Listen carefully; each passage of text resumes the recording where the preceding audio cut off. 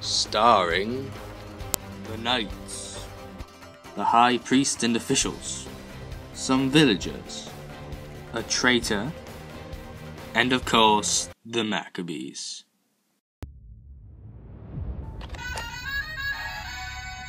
Attention villagers, come to town square immediately.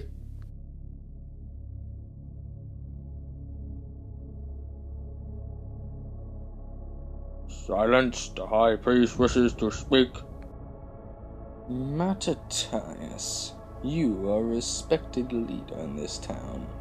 Will you be the first to do what the king has commanded and sacrifice to the gods? Everyone else is doing it, and the rewards are great. I don't care who has done it. With God's help, me and my family will never abandon his law. I'll do it. Charge!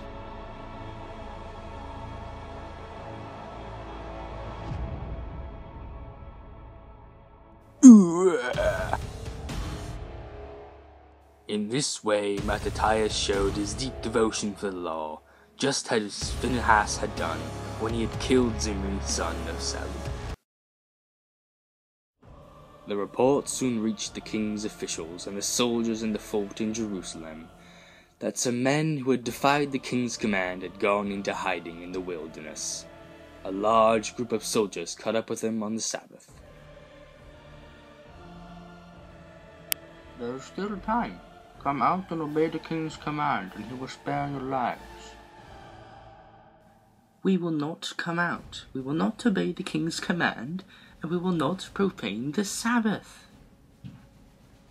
So be it. When Maccabees and his friends heard the news about this, they were greatly saddened, and said to one another, "If all of us do as these other Jews have done, and refuse to fight the Gentiles to defend our lives and our religion, we will soon be wiped off the face of the earth." On that day, they decided that if anyone attacked them on the Sabbath, they would defend themselves, so that they would not all die as those Jews had died in the caves. Then Maccabees and his friends were joined by a group of devout and patriotic Jews, the strongest and bravest men in Israel, who had all volunteered to defend the law. In addition, everyone who was fleeing from the persecution joined them and strengthened their forces. Now that they had an army, they gave vent to their anger by attacking the renegade Jews. Those who escaped were forced to flee to the Gentiles for safety. Maccabees and his friends went everywhere, tearing down pagan altars and circumcising by force every uncircumcised boy they found within the borders of Israel. They were also successful in hunting down the arrogant Gentile officials.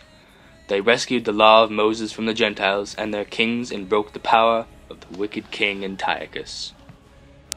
When the time came for Maccabees to die, he said to his sons, "These are times of violence and distress. Be devoted to the law and ready to die, to defend God's covenant with our ancestors. Don't be afraid of the threats of a wicked man. Remember that he will die, and all his splendor will end with worms feeding on his decaying body. Your brother Simon is wise, so always listen to him as you would to me. Judas Maccabeus has been strong all his life. He will be your commander and lead you in battle. Avenge the wrongs done to our people and always obey the law and its commands." Then Maccabees gave them his blessing and died. He was buried in the family tomb at Modin, and all the people of Israel went into deep mourning for him. This happened in the year 146.